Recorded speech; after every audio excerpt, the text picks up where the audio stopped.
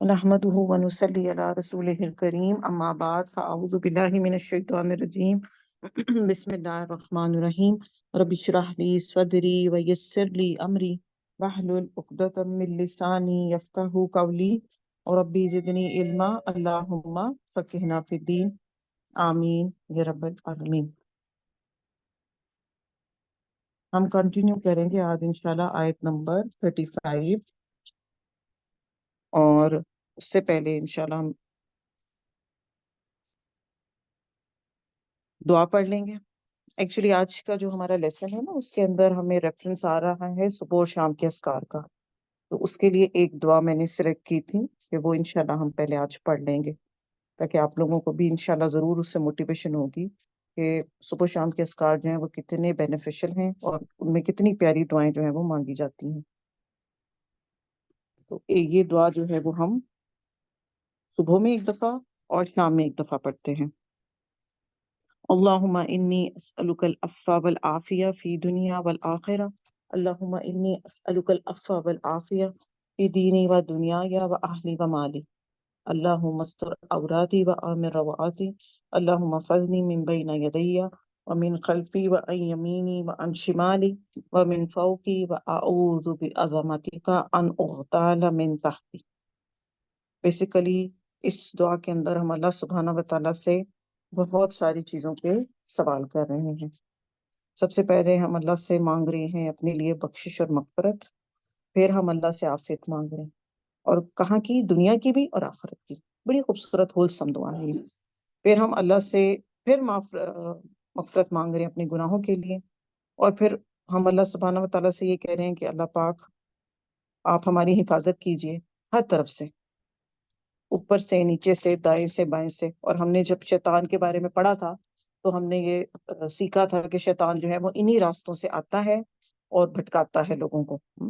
तो हम जब इन सारी जगहों से अल्लाह की हिफाजत में आ जाएंगे तो इंशाअल्लाह हम अल्लाह की हिफाजत में आकर तो फिर हम डिस्ट्रैक्ट नहीं होंगे। सुबह और शाम के अस्कार जब इंशाअल्लाह आयत में आएंगे तो फिर उनके ऊपर भी हम बात कर लेंगे। तो स्टार्ट करते हैं आयत नंबर 35 का से, जो कि अल्हम्दुलिल्लाह हमने काफी हद तक कल मुकम्मल कर ली थी। अल्लाह सुब्हाना व तआला आसमानों और जमीन के नूर हैं। हमें इससे पता चला था कि हर किस्म के इल्म का मंबा, नॉलेज जो है वो अल्लाह की जात है। और मिसाल अल्लाह के नूर की कैसी है, एक ताक है और उसमें चिराग है और चिराग शीशे की कंदील में है। फानूस गोया के वो तारा है मोती जैसा रोशन किया जाता है।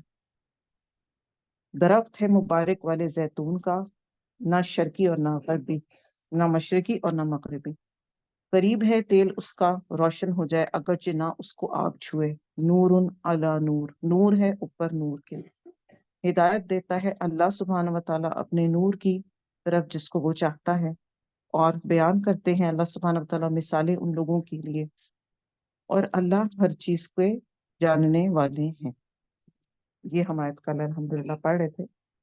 और फिर हमने इस पे ये भी बात कर ली थी कि जितना ज्यादा शीशा चमकदार और खूबसूरत होगा उतना ज्यादा जो है वो लाइट अच्छी से रिफ्लेक्ट करेगा। इसी तरह ही जितना अच्छा मोमिन का दिल होगा, क्योंकि मैंने आपको बताया था कि ये कंपाउंड एग्जाम्पल है, इसके अंदर एक वर्ड की दो दो कॉनोटेशंस हैं, दो दो यानी कि एक्सप्लेनेशंस हैं। तो मोमिन का दिल जितना पाक और क्लियर होगा उतना अच्छा उसमें से रोशनी दूसरों तक निकलेगी। और जो तेल है वो ईमान और हिदायत है। इसके बरक्स जो मोमिन का दिल है ना, उसके अंदर जो नूर होता है ना वो कभी जलता है और कभी बुझता है, राइट। और उस रात पर भी और मैदान हशर में भी जो मुनाफिकीन हैं उनका नूर ऐसे ही करेगा कि जब उन्हें गाइडेंस की जरूरत होगी बंद हो जाएगा, फिर थोड़ा सा चलेगा, फिर बंद हो जाएगा। क्योंकि दुनिया में भी वो ऐसे ही काम करते थे, कभी दीन के साथ होते थे और कभी छोड़ दिया करते थे। तो दीन हमारे से रिक्वायर करता है वफा। वफा कि जब हम दीन के अंदर शामिल हो गए हैं ना, उदखुलू फिस्सिल्मी काफा, कि पूरे के पूरे दिन के अंदर शामिल हो जाए, तो फिर ऐसे नहीं होगा कि जब हालात अच्छे हैं तो वेरी गुड और जैसे ही कोई टफ सिचुएशन आ गई तो पीछे हट गए। ہم کرتے ہیں اس طرح نا اپنی اپنی لائف میں، جب ہم دیکھتے ہیں کہ جب ہم سچویشن ٹھیک ہوتی ہے، کیونکہ ہم اپنے گھروں کے حساب سے اس ایگزامپلس کو بھی سمجھتے ہیں تو ہمیں انڈرسٹینڈنگ میں آسانی ہوتی ہے.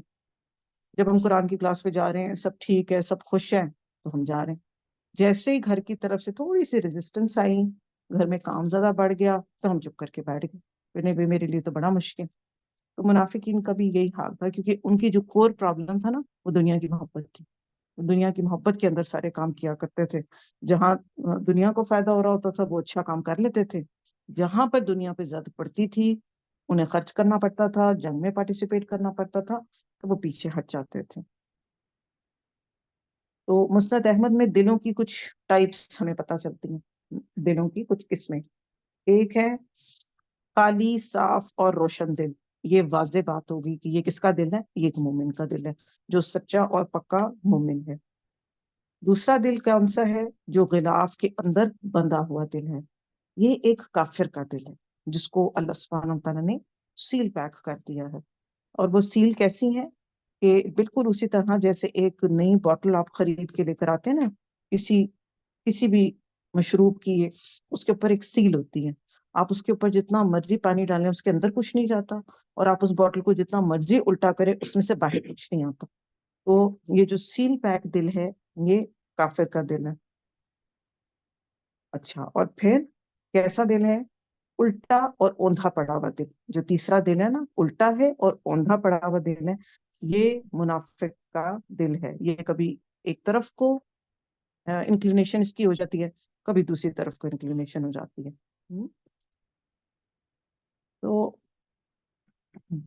اس لیے ہم نے اب چیک کرنا ہے کہ ہمارا دل کون سا ہے. اس میں سے سلامت دل کون سا ہوتا ہے؟ سلامت دل وہ ہوتا ہے جس دل کے اندر گناہ نہیں ہوتے، اور جو دل اللہ سبحانہ و تعالیٰ کی طرف مائل ہوتا ہے. کوئی بھی سچویشن، کیسے بھی حالات ہوں، وہ اپنے اللہ سے اپنا کنیکشن جو ہے وہ مضبوط رکھتا ہے. یعنی مین پاور سپلائی نور اور ہدایت قرآن کی اس کے ساتھ ہر دم کنیکٹڈ رہتی ہے. اچھا، چراغ کا ایک اور کام ہے، جیسے میں نے آپ کو بتایا نا، کمپاؤنڈ ایگزامپل ہے، اور اس لیے اس میں سے مزید میننگ بھی نکلیں گے. چراغ کا کیا شیشہ جو ہے نا، وہ حفاظت کے لیے ہے. ٹھیک ہے. اسی طرح ہی اللہ سبحانہ و تعالیٰ نے ہماری دل کی حفاظت کے لیے کیا کیا رکھا ہوا ہے؟ دعائیں رکھی ہیں، قرآن مجید کی نالج رکھی ہے، آپ صلی اللہ علیہ وسلم کی سنت اور سیرہ رکھی ہے. جیسے جیسے دین کے قریب ہوتے جاتے ہیں، ہدایت کے پاس ہوتے جاتے ہیں. جیسے جیسے دور ہوتے جاتے ہیں، تو گمراہی کے قریب ہوتے چلے جاتے ہیں. اور یہ ہدایت کس کو ملے گی؟ اللہ کے خاص بندوں کو ملے گی. وہ خاص کیوں ہوں گے؟ کوئی اسپیسیفک لوگ ہوں گے؟ نہیں، وہ طالب ہوں گے. بس ان کو شوق ہوگا، وہ سیکھنا چاہیں گے، وہ علم حاصل کرنا چاہیں گے، اور وہ اپنے آپ کو امپروو کریں گے. اس لیے ہمیں کیا کہا جاتا ہے کہ پوری زندگی ہماری ایسی ہونی چاہیے کہ ہمارا قرآن کے ساتھ ہر دم کوئی نہ کوئی تعلق ہو. کبھی ہم ترجمہ تفسیر سیکھ رہے ہوں، کبھی ہم گرامر کو سمجھ رہے ہوں، کہیں ہم سیرہ کا مطالعہ کر رہے ہوں، کبھی ہم صحابہ کرام کی لائف کے بارے میں پڑھ رہے ہوں. تو ہر دن ہمارا ایسا ہونا چاہیے کہ پچھلے دن سے زیادہ نور ہم اپنے اندر انڈیلیں. اچھا، اب یہ اتنا خوبصورت نور ہے، اس کے بارے میں ہم نے پڑھا. کن دلوں کے اندر یا کیا کیا ایسی کازز اور ریزنز ہوتی ہیں جس کی وجہ سے نور جو ہے وہ دل کے اندر انٹر نہیں ہوتا، وہ بھی ہم دیکھ لیتے ہیں. سب سے پہلے تو گناہوں کی کثرت، گناہوں پر اصرار. ایک کثرت ہوتی ہے اور ایک اصرار ہوتا ہے. اصرار مینس اپنے آپ کو جسٹیفائی کر دینا کہ بھئی میں یہ کام اس لیے کر رہی ہوں، اس کی یہ وجہ ہے. اور ہم بہت سی معاملات میں کرتے ہیں نا جسٹیفائی خود کو. پھر تکبر، ریاکاری، جھوٹ اور نور ایک جگہ اکٹھے نہیں ہوں گے. پھر بد نظری، جیسا کہ ہم ابھی پیچھے پڑھ رہے تھے. غضب بصر کے احکامات کا ٹیک کیئر نہ کرنا جو ہے وہ اللہ کے نور کو ہمارے دلوں کے اندر انسٹال ہونے میں نقصان پہنچائے گا. کرپٹ ہو جائے گا نا دل جب، تو پھر جس کمپیوٹر کے اندر وائرس آ جاتا ہے تو اس میں پھر کوئی چیز ڈاؤن لوڈ نہیں ہو سکتی. بالکل اسی طرح اگر دل کرپٹ ہو گیا تو پھر اس کے اندر کوئی چیز ڈاؤن لوڈ نہیں ہو سکتی. اور پھر سب سے بڑی چیز منافقت، ریاکاری. یہ سب چیزیں جو ہیں ہم اللہ کا نور سمیٹنے میں ہمارا جو ہے وہ نقصان کرتی ہیں. پلس یہ کہ گناہ بینگ اے ہیومن بینگ ہم سب کریں گے, ہم کمزور ہیں نا, انسان ہے, اور انسان کا لفظ نکلا ہی نسیان سے. نسیان کا مطلب ہے بھول جانے والا, تو ہم بھول چوک میں کریں گے. تو گناہ کر لینے کے فوراً بعد اس کو ریئلائز کر لینا اور اس پہ توبہ استغفار کر لینا, یہ بھی انشاءاللہ اللہ کی توفیق سے ہمارے نور کو ملٹیپلائی کرنے میں ہیلپ کرے گا اور اس کو بڑھانے میں ہیلپ کرے گا. اور پھر جب ایک انسان کے اندر نور اتنا زیادہ پینیٹریٹ کر جائے گا تو ایسا ہو نہیں سکتا کہ اس نور کے اثرات وہ اپنے خاندان, اپنی فیملی, اپنے بچوں, اپنے نیبرہڈ تک نہ لے کر آئے. ایسا ہو نہیں سکتا. تو بینگ اے فیمیل اگر ہمارے اندر نور ہوگا تو اس کے اثرات زیادہ اسٹرانگ ہوں گے اپنے گھر پر, اپنے بچوں پر اور اپنے ساتھیوں تک. بینگ اے میل بھی اسی طرح ہی ہوگا. تو جب ہر شخص اپنے اندر نور کا منبع لے کے چل رہا ہوگا, کیونکہ پہلے تھے صحابہ کرام کے دل ایسے تھے نا, نور سے بھرے ہوئے تھے. آپ صلی اللہ علیہ وسلم کا دل تھا نور سے بھرا ہوا. تو پھر اس کے کیا اثرات تھے, ایک آل ٹوگیدر معاشرہ اپ سائڈ ڈاؤن چینج ہو گیا تھا. آپ صلی اللہ علیہ وسلم نے کس طرح سے چینج کیا تھا. اچھا, کہا جاتا ہے نا کہ جی اسلام جو ہے وہ تلوار کی بیس پر پھیلا, ایسی بات نہیں ہے. اسلام جو ہے وہ اچھے اخلاق اور محبت کی بیس پر پھیلا ہے. آپ صلی اللہ علیہ وسلم نے جتنی بھی جنگیں کی اس میں میجورٹی ڈیفenس میں کی آپ نے, کیونکہ جب دشمن چار دوڑے گا تو پھر تو یہ رسپانسبلٹی ہے نا ہماری مسلمانوں کی کہ وہ اس کا جواب دیں. تو آپ نے جتنی بھی جنگیں کی ہیں یہ ڈیفenس میں کی ہیں. اور سب سے زیادہ جو چیز نے لوگوں کو متاثر کیا دین کی طرف لانے میں, وہ نہ نماز تھی نہ قرآن تھا. جو سب سے زیادہ جس نے کیا تھا وہ تھا اچھے اخلاق, صبر اور برداشت, اور بڑی بڑی کوتاہیوں سے لوگوں کی درگزر کر جانا, جو کہ انفارچونیٹلی اب ہمارے اندر بالکل بھی نہیں. جب ہم تھوڑا سا بھی دین سیکھ جاتے ہیں نا تو بہت سختی اپنے اندر لے آتے ہیں, پتہ نہیں یہ سختی کہاں سے آ جاتی ہے, جبکہ دین کے اندر کہیں پہ کوئی سختی نہیں. لا اکراہ فی الدین, دین میں کوئی سختی نہیں ہے, یہ خود ہم نے بنائی دی ہے. اب دیکھیں, جس رب کی اتنی خاص ہمارے اوپر رحمت ہے کہ اس نے کہا کہ موت تک آپ کے پاس توبہ کا ٹائم ہے, اور ہر گناہ کے بارے میں آپ کے پاس یہ گارنٹی اللہ کی طرف سے موجود ہے کہ تم توبہ کرو میں معاف کر دوں گا. ہم معاف کرتے ہیں لوگوں کو؟ ہم نہیں معاف کرتے. ہم تو کوئی ایک کسی سے کوتاہی ہو تو صحیح, اور پھر ہم اس کو اتنا لمبا لے کے چلتے ہیں, اور پوری پوری زندگی جو ہے وہ ہم اس ایک بات کو بار بار ریپیٹ کرتے رہتے ہیں اور کسی کو معاف نہیں کرتے. تو کسی کے بارے میں کوئی بھی ججمنٹ دینا جو ہے وہ ہمارا کام ہے ہی نہیں, کیونکہ معاف کرنا یہ اللہ سبحانہ وتعالیٰ کی کا طریقہ ہے اور یہ اللہ کو بہت پسند ہے. اللہ سبحانہ وتعالیٰ فرماتے ہیں, ایک حدیث کا مفہوم ہے کہ تم زمین اور آسمان برابر گناہ لے کر آ جاؤ میرے پاس. زمین اور آسمان, کتنی بڑی ہے زمین اور کتنا کھلا ہے آسمان, اور سچے دل سے توبہ کرو تو میں تمہارے تمام گناہوں کو معاف کر دوں.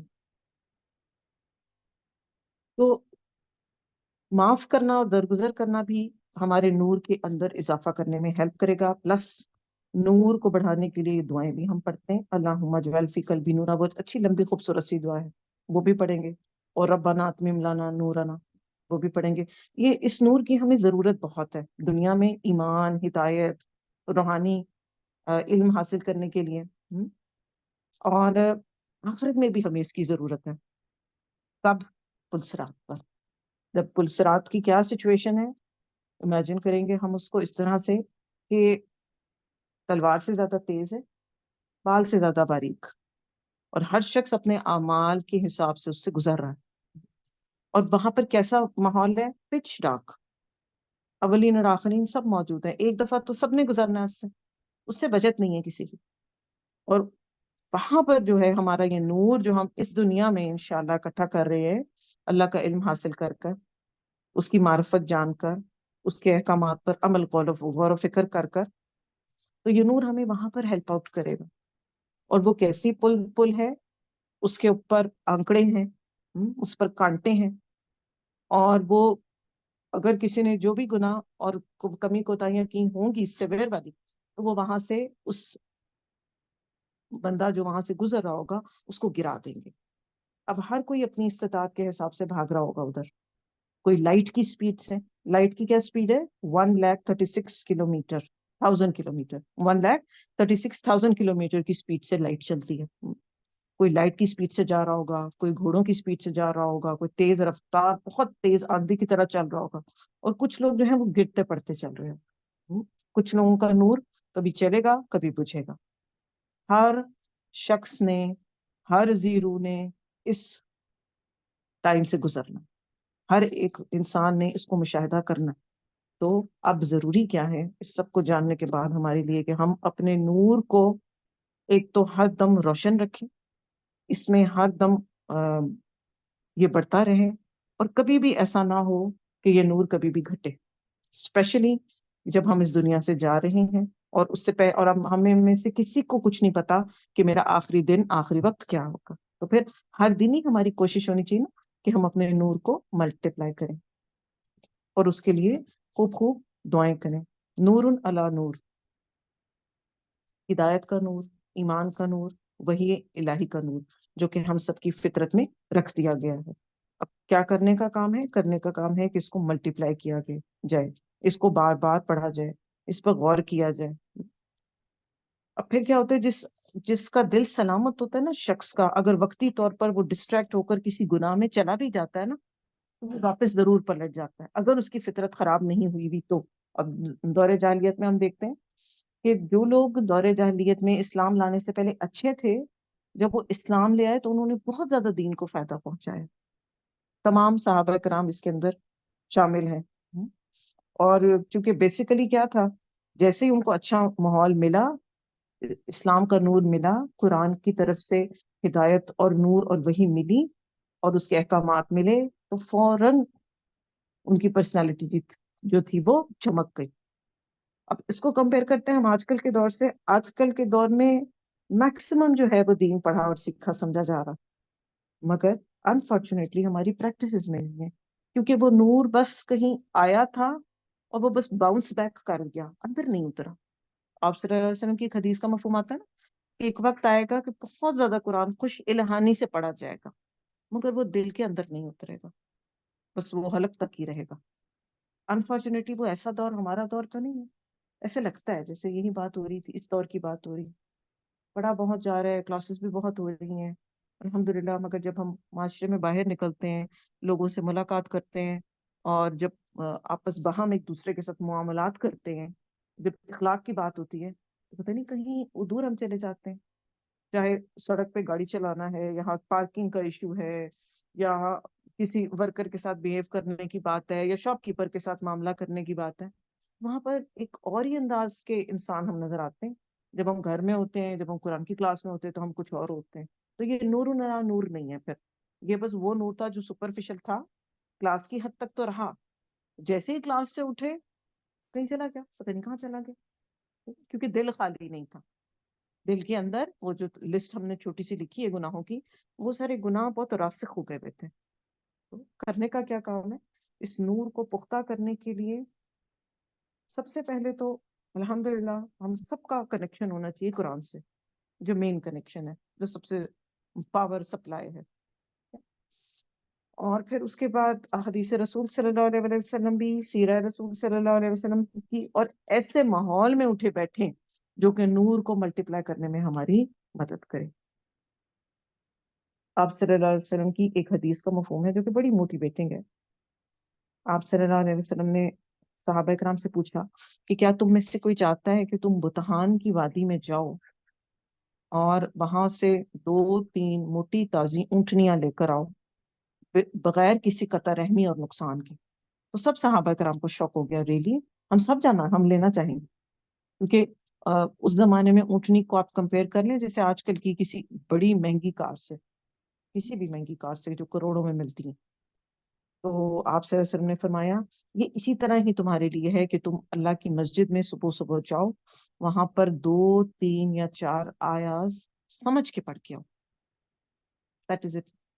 ایک آیا از اکول ٹو ایک اونٹنی، 2 آیا 2 اونٹنی. تو دین کو سمجھ کے پڑھنے اور نور کو ملٹیپلائی کرنے میں یہ چیز ہمیں انشاءاللہ ہیلپ کرتی ہے الحمدللہ. تو کتاب سے، کلام الہی سے ہمارا مضبوط تعلق جو ہے وہ بے حد ضروری ہے، نہ شرقی اور نہ غربی. یعنی کہ جو دین کی روشنی تبھی ہی پھیلے گی جب ہم تعصبات سے باہر نکلیں گے، اپنے تکبر کے بت توڑیں گے۔ اور اس کا جو تیل ہے نا زیتون کا، یہ سخت انوائرمنٹ میں آتا ہے، شدید گرمی ہوتی ہے تو وہاں پر پھر اس کا فروٹ بھی نکلتا ہے اور اس کا تیل بھی ایکسٹریکٹ ہوتا ہے۔ تو جو اس سے ہمیں یہ پتا چلتا ہے جو جتنے ٹف حالات سے گزر کے نکلتا ہے وہ اتنا اچھا پیور گولڈ اور کندن بن کر نکلتا ہے۔ تو بظاہر اگر زندگی میں کوئی مشکل حالات آ جائیں، ٹف وقت آ جائے، تو اس سے گھبرائے نہیں، یہ ہمیں آیا ہے اسٹرانگ کرنے کے لیے، اللہ کے ساتھ ہماری کنیکشن کو مضبوط کرنے کے لیے اور ہمارے نور کو بڑھانے کے لیے۔ اور اللہ پاک اسی آیت میں فرماتے ہیں کہ اللہ پاک آپ کے لیے ایسی مثالوں کو بیان کرتے ہیں، اور اللہ پاک ہر چیز کو جاننے والے ہیں۔ مثال کو بیان کرنے کا کیا بینیفٹ ہوتا ہے کہ آپ کو چیز زیادہ اچھی سمجھ آتی ہے۔ جب ہم چھوٹے تھے نا، اسکول میں جاتے تھے، تو کوئی بھی ٹف ہوتا تھا تو ہم لکھتے تھے فار ایگزامپل E.G لکھتے تھے، اور اس کے آگے جو ایگزامپل لکھی ہوئی ہوتی تھی نا، پیچھے کچھ سمجھ آیا نہ ہو، ایگزامپل سے سب سمجھ آ جاتا تھا۔ تو ایگزامپلس کا یہ فائدہ، اور پورا قرآن جو ہے وہ الحمدللہ ہم دیکھتے ہیں جگہ جگہ مختلف ایگزامپلس کے تھرو ہمیں اللہ پاک چیزیں سمجھا رہے ہیں، اگر ہم سمجھنا چاہیں تو۔ اگلی آیت کی طرف آ جاتے ہیں۔ فی بیوتن، گھروں میں، اذن اللہ، اجازت دی ہے اللہ نے، این ترفع، کہ بلند کیا جائے، ویذکرا، اور ذکر کیا جائے، فی حسمہ، اس میں اللہ کا نام، یسبح، تسبیح کرتے ہیں، لہو، اس کے لیے، فی الغدو والآصال، اس کے لیے صبح اور شام۔ یہاں پر آ گیا ہمارے صبح اور شام کے اذکار کا ریفرنس۔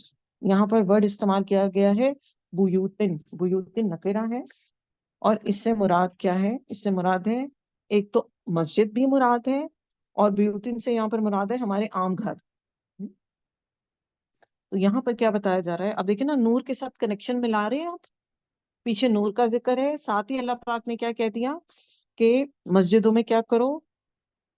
ترفع، بلند کرو، ویذکر، اور ذکر کیا جائے، اللہ کا نام بلند کریں گے اور اللہ کا ذکر کریں گے۔ کہاں پر؟ مسجدوں میں بھی اور گھروں میں بھی۔ تو اب اس کو ہم دیکھ لیتے ہیں کیسے۔ آپ صلی اللہ علیہ وسلم نے فرمایا، جس شخص نے کسی مسجد سے ناپاکی والی چیز کو ہٹایا تو اللہ پاک جنت میں اس کے لیے گھر بنائیں گے۔ اور حضرت عائشہ رضی اللہ عنہا فرماتی ہیں کہ آپ صلی اللہ علیہ وسلم نے ہمیں حکم دیا کہ ہم گھروں میں مسجدیں بنائیں اور انہیں پاک صاف رکھیں۔ اب پاک صاف کس طرح رکھنا ہے؟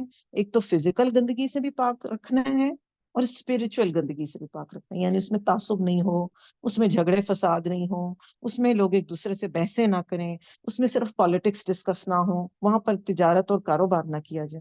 کیونکہ مسجد جو تھی وہ آپ صلی اللہ علیہ وسلم کے دور میں basically it was like Quran centre کہہ لیں، اللہ کا گھر بھی تھا، اور ایک کمیونٹی سینٹر کا کام کرتی تھی وہ۔ وہاں پر کیا کیا ہوتا تھا؟ آپ صلی اللہ علیہ وسلم مسجد جاتے تھے، فجر کی نماز کے بعد صحابہ کرام کا ایک حلقہ بنا دیا جاتا تھا، وہ سب مل کے بیٹھتے تھے، پھر آپ ان سے پوچھا کرتے تھے کہ اچھا آپ اپنے خواب بتائیں، پھر ان کی تعبیر کی جاتی تھی۔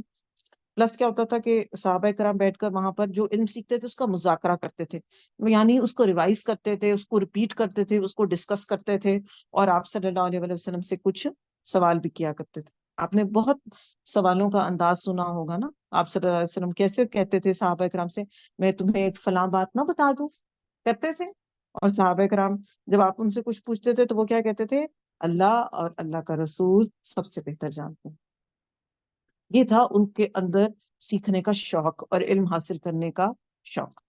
ہم کس لیے علم حاصل کرتے ہیں؟ انفارچونیٹلی ڈگریز لینے کے لیے، شو آف کرنے کے لیے، دکھاوے کے لیے، بحث کرنے کے لیے، لوگوں کے آگے پرامننٹ ہونے کے لیے۔ صحابہ کرام کے پاس کوئی ڈگریز تھی؟ کوئی ڈگری نہیں تھی۔ آپ صلی اللہ علیہ وسلم کوئی یونیورسٹی کے پڑھے ہوئے تھے؟ نو، امی، امی ہے۔ مگر کیا تھا؟ اللہ کا خوف اور اللہ کی محبت، اور نور جو تھا وہ اندر پینیٹریٹ کر گیا تھا۔ اچھا، پھر اس کے ساتھ ساتھ اس کی آباد کاری جو ہے وہ فزیکلی بھی اس کو خوبصورت رکھنا ہے۔ حضرت عمر بن عبدالعزیز نے نقش نگاری کروائی تھی، تعمیر اور تعظیم اور اس کی شان و شوکت کی بھی اجازت دی اللہ سبحانہ تعالیٰ نے، کہ مسجدوں کو خوبصورت بنایا جائے، سورس آف اٹریکشن بنایا جائے، پیاری ہوں۔ عثمان رضی اللہ عنہ نے مسجد نبوی کی تعمیر میں بہت خوبصورتی کی تھی، اور وہاں پر بہترین لکڑی رکھوائی تھی۔ تاکہ اس کی شان و شوکت بڑھے. اور بیسک جو مقصد ہے مسجد کا اس میں ہے ذکر الہی کو بلند کیا جائے, اللہ کا نام لیا جائے وہاں پر زیادہ سے زیادہ. جو بیسک مسجد کا جو ہے وہ یہ کام ہے. اس کے علاوہ بھی وہاں پر جیسے کمیونٹی ورک میں نے آپ سے کہا تھا وہ ہوتا تھا کہ کسی کی کوئی ریکوائرمنٹ. آپ دیکھیں جب ایک مسجد میں ہم سب اکٹھے ہوتے ہیں تو الحمدللہ آج کل ہم اس چیز کا بڑا بینیفٹ پریکٹیکلی بھی لے رہے ہیں نا. کچھ ساتھی ہمارے یہ کہتے ہیں کہ ہم نے کبھی جماعت کے ساتھ نماز نہیں پڑھی اور ہمیں یہ چیز بہت ہم انجوائے کر رہے ہیں نا الحمدللہ. اس میں آپ یہ دیکھیں نا کہ جب ایک کمیونٹی میں کچھ لوگ مل کے رہتے ہیں اور جب وہ 5 وقت آپس میں ایک دوسرے سے ملیں گے, ہاتھ ملائیں گے, سلام دعا کریں گے, تو کتنے جو ہے وہ اپنے لیے نیکیاں بھی اکٹھے کر رہے ہیں. پلس یہ کہ کسی کا کوئی پرابلم ہوگا, کسی کو کوئی فرسٹریشن ہوگی, کسی کو کوئی بات سمجھ نہیں آ رہی ہوگی, اور خدا نہ خواستہ ایک دوسرے کے لیے اگر کوئی کدورت یا دل میں کوئی نفرت یا حسد بیٹھا ہوا ہوگا تو وہ بھی آہستہ آہستہ ختم ہو جائے. اور پھر ہمیں کتنا ریلیکس فیل کرتے ہیں جب اپنے ساتھیوں کو ہم دیکھتے ہیں مسجد کے اندر اکٹھے آ کر. پھر اور ہر دن ہم کوئی نئی چیز سیکھ کر آ رہے ہوتے ہیں مسجد سے. تو وہ کمیونٹی سینٹر کا کام کر رہی ہے نا الحمدللہ مسجد. تو آپ صلی اللہ علیہ وسلم کے دور میں بھی جو ہے وہ مسجد یہ کام کیا کرتی تھی کہ اس کے اندر جو ہے وہ بہت ساری ایکٹیویٹیز ہوتی تھیں, اور ذکر الہی کا کام سب سے زیادہ جو تھا وہ کیا جاتا تھا. پلس یہ کہ اب کون سے کام جو ہے وہ مسجد میں نہیں کرنے, شور نہیں مچانا, گند نہیں مچانا. کوشش کرنی ہے کہ بچوں کو ضرور لے کر آئیں, بہت اچھی بات ہے.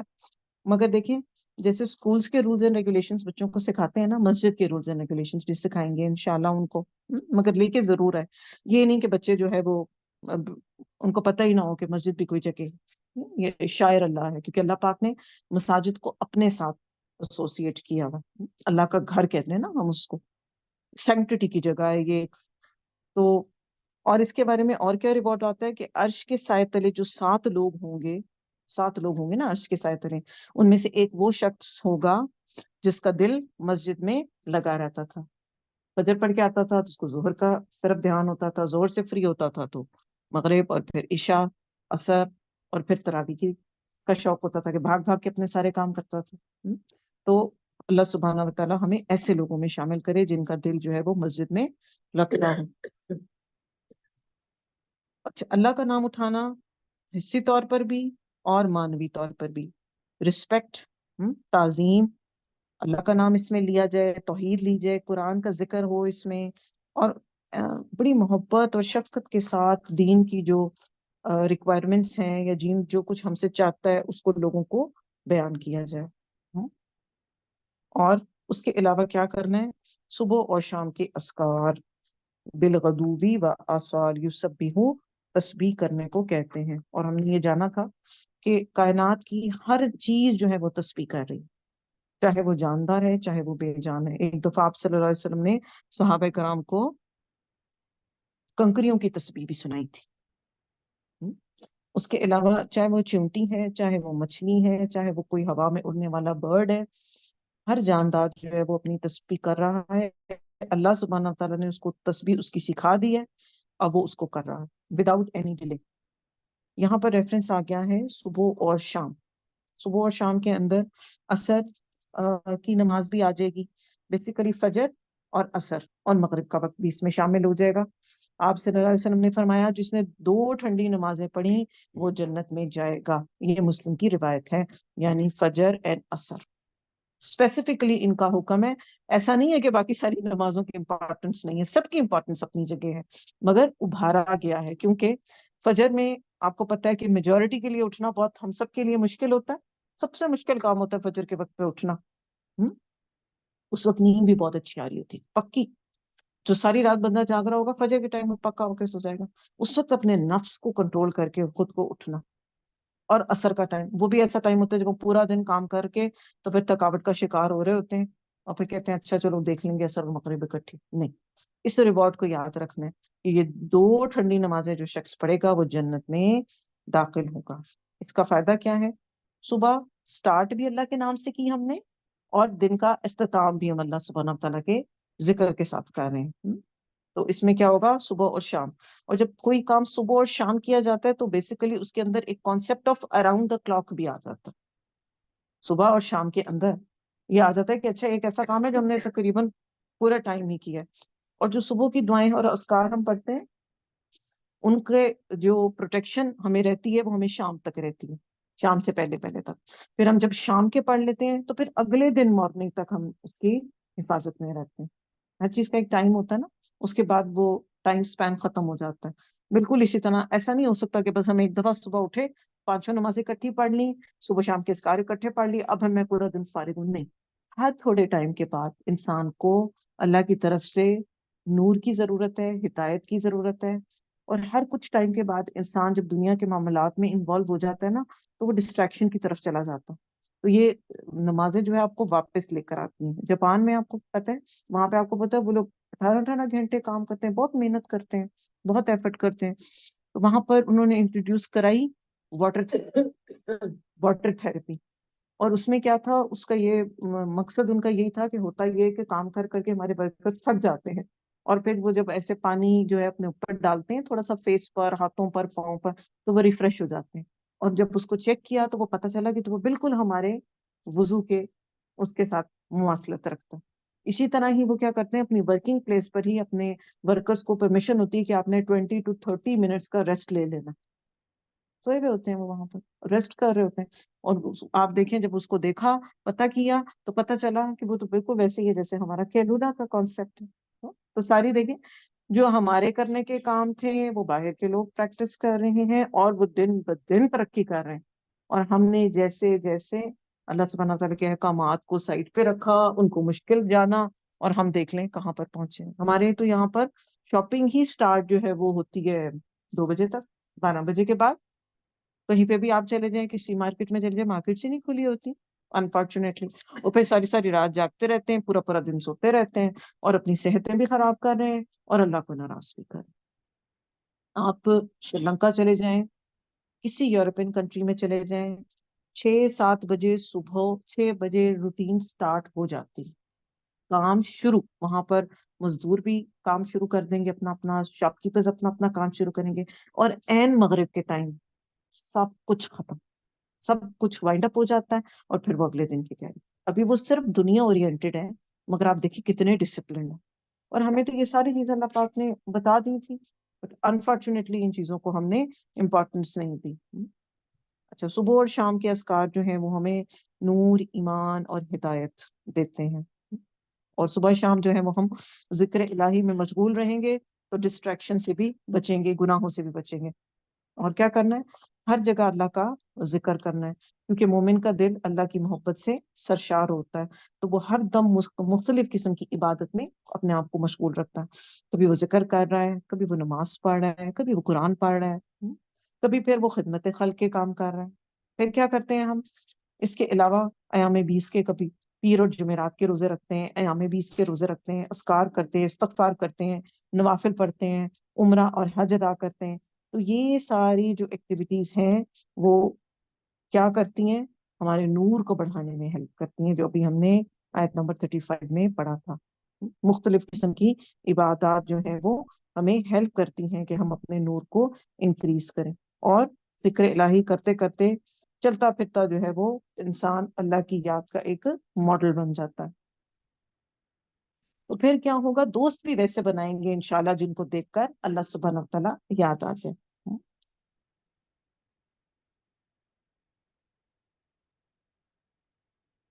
پھر کیا ہوتا ہے کہ جب ہم مسجد میں جاتے ہیں تو وہاں کا ادب, احترام اور ذکر الہی یہ بے حد ضروری ہے, کیونکہ یہ اللہ کے شاعر میں سے ہے.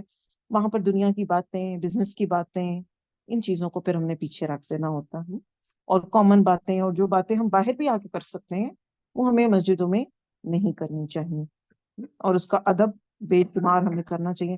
فزیکل گندگی سے بھی میں نے جیسے آپ کو بتایا کہ ٹیشو پیپرز پھینکنے ہیں, ریپرز پھینکنے, اس سے پاک رکھنا ہے. اور اس کے علاوہ دوسری گندگی سے بھی اس کو پاک رکھنا ہے, یعنی نفاق سے پاک رکھنا ہے, کفر اور شرک سے پاک رکھنا ہے. مسجدوں میں جا کر ایسی ڈسکشن نہیں کرنی ہم نے. اب ہم یہ دیکھتے ہیں کہ قرآن میں مسجد کو بہت ویلیو دی گئی ہے, اور اس کی کیا وجہ ہے, کیا ریزن ہے کہ مسجد ایک عام زمین کا ٹکڑا ہوتا ہے نا جس پر ہم ایک مسجد کو بنا دیتے ہیں, کیا وجہ ہوتی ہے کہ وہ اتنی امپورٹنس لے جاتی ہے؟ وہ اس لیے اتنی امپورٹنس لے جاتی ہے کیونکہ وہ اللہ کا گھر ہے، اس کی نسبت اللہ کے ساتھ ہے۔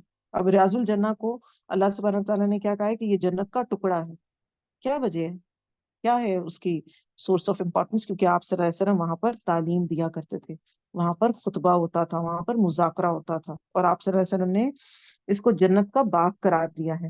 یعنی مسجدوں کو کیا کہا ہے؟ جنت کا باغ قرار دیا گیا۔ آپ صلی اللہ علیہ وسلم نے فرمایا جنت کے باغوں میں جاؤ تو وہاں پر کچھ کھا لیا کرو، تو وہاں کے پھل کیا ہیں؟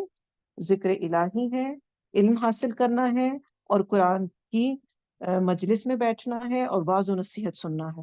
یہ ہے وہ فروٹس اور بہترین پھل جو کہ ہم مسجد سے اپنے لیے اکٹھے کریں گے۔ اور یہ فزیکلی ہمیں نظر تو نہیں آ رہے، مگر یہ جو فروٹس ہیں یہ ہماری روح کو طاقت پہنچائیں گے، ہماری روحانی غذا ہے یہ۔ اور ہم دیکھتے ہیں کہ جو کھانے پینے میں سب سے بہترین چیز جو ہوتی ہے نا، وہ فروٹ ہے، تو اس حدیث میں فروٹس کی طرف ریفرنس دیا گیا ہے۔ پھر ہم دیکھتے ہیں کہ ایک نماز کا جو ہے وہ کئی گنا جو ہے وہ ثواب بھی ملتا ہے۔ جیسے مسجد نبوی میں آپ ایک نماز پڑھیں گے تو 1000 نمازوں کا ثواب ہوگا، اور گھر میں ایک نماز پڑھیں گے اور عام اپنے مسجد میں جا کے نماز پڑھیں گے تو وہ 27 ٹائمز مور آپ کو بینیفٹ دے گی، ملٹی پلائی بائی 27۔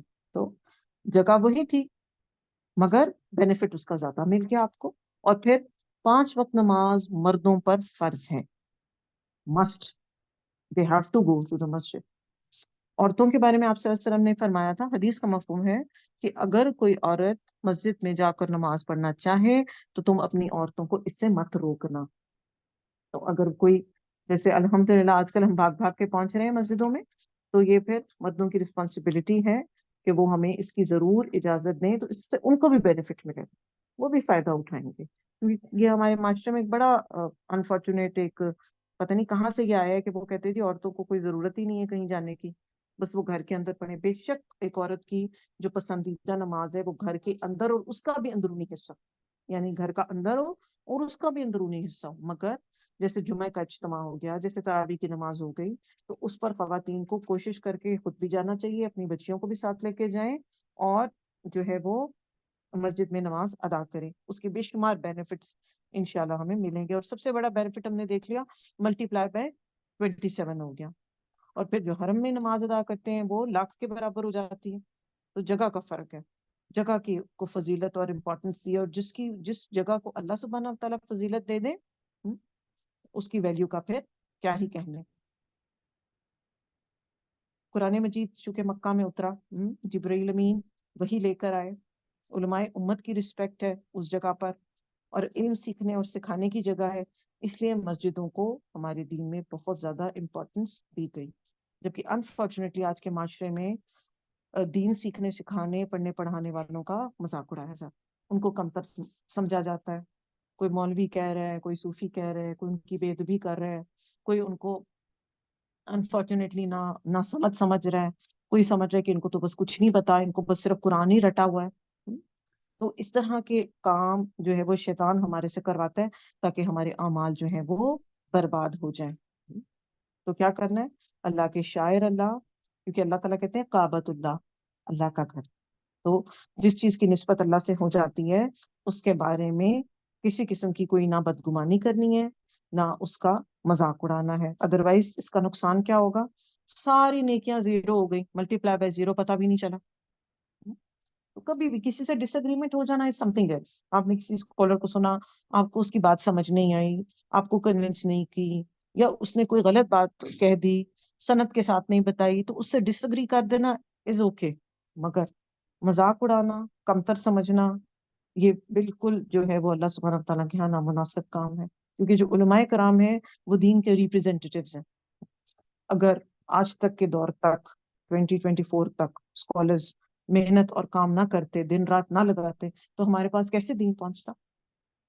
ورنہ تو آج سے پہلے مشکل ترین جو تھی وہ قرآن مجید کی جاتی تھیں تفاسیر، ان کو تو پڑھ کے کچھ سمجھ نہیں آتا تھا۔ تو پریزنٹ ڈے وقت کے اسکالرز تک ہر شخص کی جتنی بھی کنٹریبیوشن ہے اس کو کنسیڈر کریں، اس کی رسپیکٹ کریں، کیونکہ اللہ سبحانہ تعالیٰ یہ کہتے ہیں کہ جو شخص میرے ولی یعنی میرے ساتھی میرے دوست کا مذاق اڑائے گا یا اس کو اذیت دے گا تو پھر میں اس چیز کو پرسنل لے کر اس بندے کو جو ہے وہ اس کے ساتھ اس کے آمنے سامنے کھڑا ہو جاؤں گا. تو کیا کوئی شخص اللہ کا مقابلہ کر سکتا ہے؟ تو اس طرح سے ہم نے یہ سیکھا کہ چاہے وہ مساجد ہیں، چاہے وہ مساجد میں کام کرنے والے اسکالرز ہیں، چاہے وہ امام مسجد ہیں، ان کو ٹرین اور گروم کرنے کا اسٹرکٹ کرائٹیریا رکھے نا. عموماً ہمیں یہ پرابلم ہوتی ہے کہ جو ہم سب کو کچھ نہیں پتا کیوں نہیں، تو ان کو گروم کیوں نہیں کیا ہمیں. یہ بھی ہماری رسپانسبلٹی تھی کہ ہم اپنا سسٹم ایسا اسٹرانگ بناتے، لیٹسٹ علم کے ساتھ ان کو ایسوسیٹ کرواتے، تو وہ بھی بہترین طریقے سے جو ہے وہ دین کے ریپرزینٹیٹو بنتے. تو کیا وجہ ہوئی؟ یہ پرابلم ڈیپ روٹیڈ ہے نا. یہ پرابلم کیسے ڈیپ روٹیڈ ہے کہ گھروں کے اندر جب ہم دیکھتے تھے کہ جو بچہ نالائق ہوتا تھا، جس کو کچھ نہیں آتا تھا، اسے کیا کہا جاتا تھا؟ اس کو حافظ بنا دیں گے، اس کو مدرسے ڈال دو. تو پھر کیسی لاٹ بن کے نکلنی تھی؟ کیوں کسی ڈاکٹر پیرنٹس نے یہ نہیں کہا کہ ہمارا ڈاکٹر بچہ دین سیکھے؟ کیوں ہمارے ماسٹرز اور پی ایچ ڈی ہولڈرز جو ہیں ان کو نماز جنازہ بھی نہیں آتی؟ کیوں وہ اپنے ماں اور باپ جب ان کے مر جاتے ہیں تو وہ ادھر ادھر بھاگ رہے ہوتے ہیں، انہیں سمجھ نہیں آ رہی ہوتی کہ اب ہم کیا کریں. انہیں تو کفنانے اور دفنانے کا بھی پروسیس نہیں پتا. تو ہم نے خود ہی اپنے بچوں کو جب دین نہیں سکھایا تو پھر اس کے اثرات ہمارے اوپر ہیں. تو ایک اچھا پڑھا لکھا اور انسان جو ہے وہ بھی دین سیکھ سکتا ہے، اور اس کو پرائرٹی پہ سیکھنا چاہیے. اور ہمیں کوشش کرنی چاہیے کہ ہم اپنے ہر بچے کو اتنا بیسک دین کا علم ضرور سکھائیں کہ وہ قرآن سے کور ٹو کور گو تھرو ہو چکا ہو، اس کو تفسیر کی بیسکس پتا ہوں. بہت زیادہ اگر فقہ اور اس میں نہیں بھی وہ جا پائے تو ڈزنٹ میٹر، اتنا فرق نہیں پڑے گا، مگر بیسکس سارے ان کے کلیئر ہونے چاہیے. چھوٹے چھوٹے معاملوں کے لیے ہمیں لوگوں کے پاس نہ جانا پڑے. پہلے ہم لوگوں کے پاس جاتے ہیں ان سے اپنے فتوے لینے اور مسئلے پوچھنے، پھر ان کا مذاق اڑاتے ہیں کہ ان کو تو پتہ ہی کچھ نہیں، انہیں تو آتا کچھ نہیں، مولوی صاحب کا تو ایکسنٹ ہی بڑا آؤٹ ڈیٹڈ ہے، وہ تو لٹک لٹک کے بات کرتے.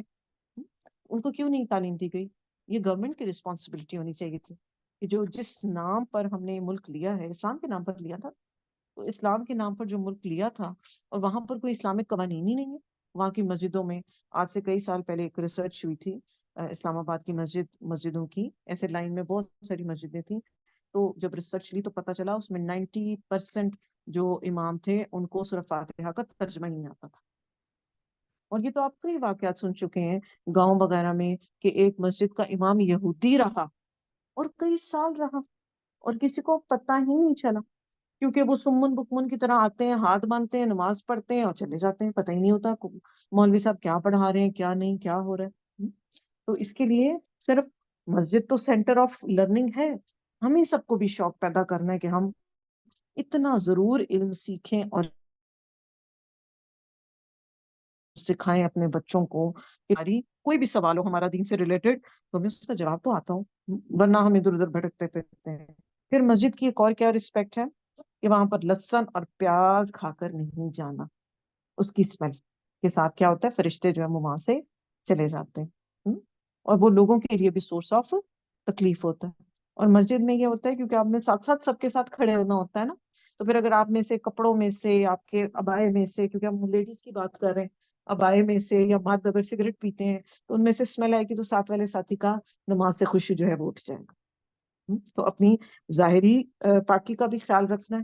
اور مسجد میں جو ہے وہ آپ صلی اللہ علیہ وسلم جو ہے وہ صفوں کو اس طرح اسٹریٹ کیا کرتے تھے جس طرح تیروں کو اسٹریٹ کیا جاتا ہے، یعنی بالکل اسٹریٹ لائن ہو اور پاؤں کے ساتھ پاؤں جو ہے وہ ایسے جوڑا ہوا ہو، انگلی کے ساتھ انگلی.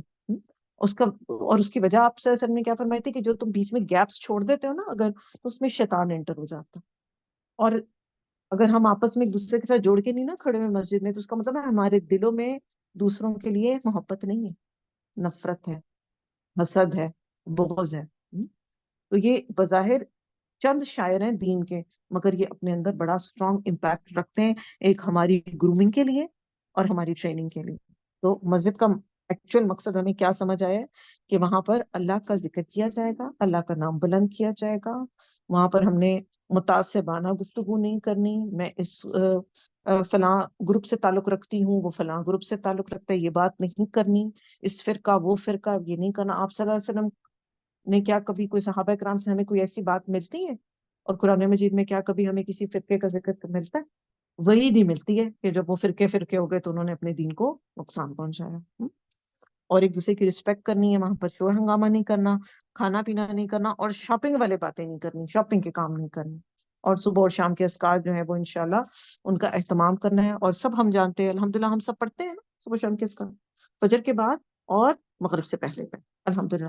اچھا ان کو میں کاؤنٹ کری تھی، 19 ہے اور 17 ہے، اور گنتی کے میرا خیال ہے چند منٹ لگتے ہیں ان کو پڑھنے میں، اور اگر وہ ہمیں یاد ہو جائیں گے پھر تو اور بھی اچھی بات ہے، لیٹے لیٹے چلتے پھرتے ہم ان کو پڑھ لیں گے. اور صبح اور شام کے اذکار کا کیا فائدہ ہوتا ہے کہ وہ اللہ کی پروٹیکشن میں آ جاتے.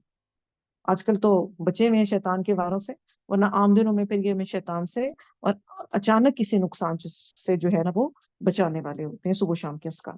نیکسٹ آیت کی طرف آ جاتے ہیں، 37 ہے نا یہ. ہاں جی. رجال ایسے لوگ ہیں، لا نہیں تلہیہم غافل کرتی ان کو، تجارتوں ولا بیع کوئی بھی تجارت اور نہ خرید و فروخت، ان ذکر اللہ اللہ کے ذکر سے، و اقام الصلاۃ اور وہ قائم کرتے ہیں نماز، و ایتاء الزکات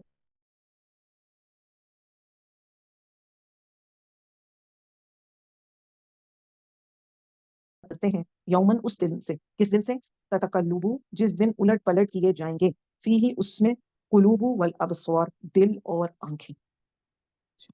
اب یہاں پر ان لوگوں کی تعریف کی جا رہی ہے جو کہ مسجد میں جاتے ہیں تو پھر کیا کرتے ہیں، وہاں کی ریکوائرمنٹس کو بھی پورا کرتے ہیں. اب جتنا بڑا بھی کوئی بزنس ٹرانزیکشن ہو رہی ہوتی ہے، وہ کیا کرتے ہیں، جیسے ہی کان میں اذان کی آواز پڑی سب چھوڑ کر اللہ کے ذکر کی طرف بھاگ جاتے ہیں، سب کچھ چھوڑ کر.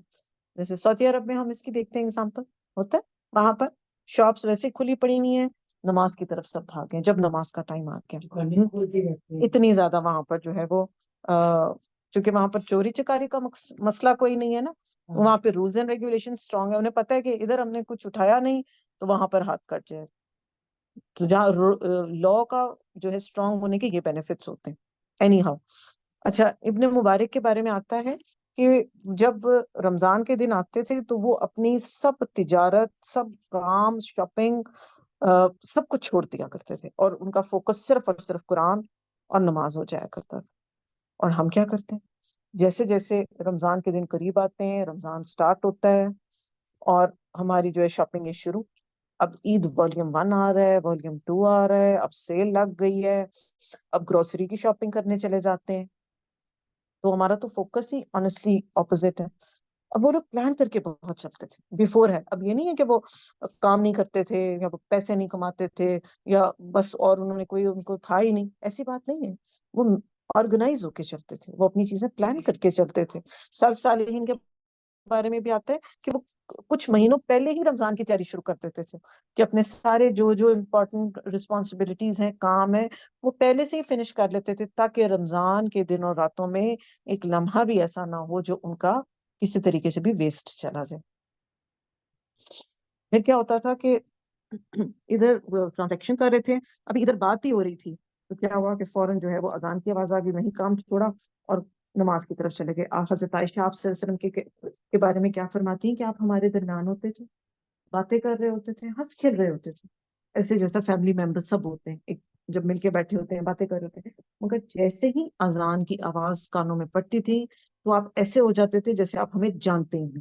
یہ ہے خوبصورت بیلنس جو کہ ہم نہیں کر پاتے انفارچونیٹلی. ہمارے گھر میں کوئی دعوت ہو جائے، کوئی اپنی پسند کے 4 مہمان آ جائے تو کیا ہوتا ہے، پورے دن کی نمازیں اکٹھی بعد میں پڑھ لیں گے، غیبتیں، باتیں، ڈسکشنز، اس کا نام، اس کا ذکر، بچپن کی یادیں، فلاں باتیں، وہ باتیں. تو اپنے فرائض کے معاملے میں ہم اس طرح سے کوتاہی کرتے ہیں، جبکہ آپ صلی اللہ علیہ وسلم کیا کرتے تھے، ایسے لگتا تھا جانتے ہیں کہاں پہ یہ کون لوگ ہیں، اتنا زیادہ اس وقت ان کے لیے فوکس جو ہے وہ نماز ہو جایا کرتی. اچھا اب نماز کو خوبصورت بنانے کے لیے ضروری نہیں ہوتا کہ نماز کو بہت لمبی لمبی پڑھی جائے گی تو ہی خوبصورت ہوگی، کوئی ضروری نہیں ہے. بے شک مختصر ہو، چھوٹی ہو، مگر اس کے اندر فوکس ہمارا اسٹرانگ ہو، یہ بے حد ضروری. ورنہ ہم جتنی دفعہ اپنا فوکس چھوڑتے ہیں نا، اس کے بارے میں آپ صلی اللہ علیہ وسلم نے فرمایا تھا کہ یہ شیطان چرا کے لے جاتا ہے تمہاری نماز کا پورشن. یعنی جتنا ٹائم ہم کانسنٹریٹ نہیں کر رہے اتنا ٹائم جو ہے وہ شیطان اس میں سے اچک کے لے گیا. تو وہ نامہ اعمال میں پھر ہمارے جو ہے وہ بلینک آ جائے گا نا، جس طرح سے ایک پورا اسٹیٹمنٹ آنا تھا نا اچھی نماز کا، بیچ میں بلینکس پڑ جاتے ہیں. اس طرح سے پوری کوشش کر کے اہتمام کر کے ہم نے نماز پڑھنے جانا ہے.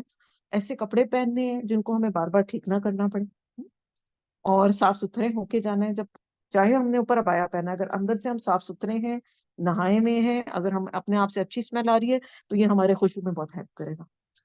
پلس کوئی بھی بات نماز سے ریلیٹڈ ہمیں نہیں سمجھ آ رہی, اس کو سیکھ لیں. کوئی بات نہیں, کوئی ایج نہیں ہوتی, کوئی فکر نہیں ہے, کوئی مسئلہ نہیں ہے. کبھی اس چیز کو آر نہ بنائے کہ ہائے میری تو اتنی عمر ہو گئی, میری ساری نمازیں ضائع گئی ہیں کیا. ایسا نہیں ہے. بہت لوگ اس چیز کو آر بنا لیتے ہیں. کوئی بات نہیں, لا علمی میں اگر ہم کچھ غلط کر بھی رہے تھے تو اللہ سبحانہ و تعالیٰ اپنی خاص رحمت کریں گے, اور ہمیں جو ہے وہ, اگر ہم سیکھ لیں گے تو ہمیں اس کا بینیفٹ ضرور ملے گا. تو کبھی بھی کس ایج میں بھی ہم چلے جائیں, سیکھنا سکھانا پڑھنا پڑھانا کو آؤٹ ڈیٹڈ نہ کریں. اقام الصلاح کا مطلب یہ ہے قائم کرنا نماز. قائم کرنا نماز کے اندر ایک یہ بات بھی آ جاتی ہے کہ خود بھی پڑھے اور گھر والوں کو بھی موٹیویٹ کرے. یہ نہیں کہ بس خود اٹھ کے چلے گئے, بچے کیا کر رہے ہیں گھر میں, میڈ سرونٹس کیا کر رہے ہیں گھر میں, بہن بھائی کیا کر رہے ہیں, ہمیں پرواہ نہیں جی, میں تو جا رہی ہوں. کوئی آتا ہے آئے, نہیں آتا نہ. قائم کا مطلب یہ ہوتا ہے کہ خود بھی کرنی ہے اور بچوں کو بھی ساتھ اس میں شامل کرنا, شوہر کو بھی ساتھ شامل کرنا.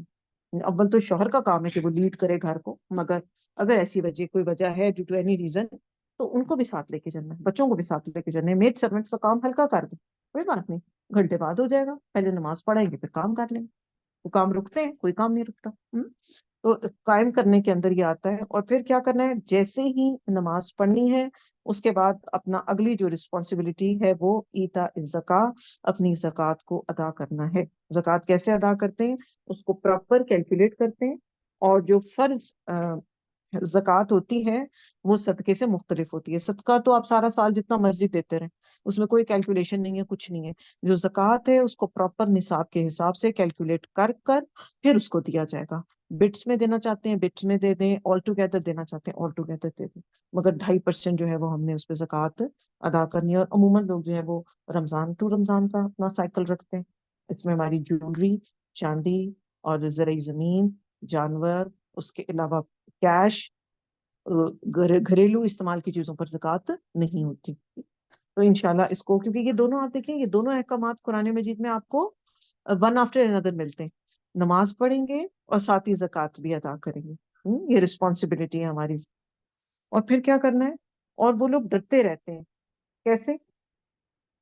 اس دن سے جس دن دلوں کو اور آنکھوں کو الٹ پلٹ کیا جائے گا. یہ کون سا دن ہے قیامت کا دن ہے. اس دن جو ہے وہ دلوں کو الٹ پلٹ کیا جائے گا. تو اچھا, اس کو کیسے آپ سمجھیں گے؟ اس کو ایسے سمجھیں کہ جب ایک شخص رولر کوسٹر میں بیٹھا ہوتا ہے, جب وہ رولر کوسٹر تیزی سے گزرتی ہے تو اس وقت اس کی کیا حالت ہوتی ہے.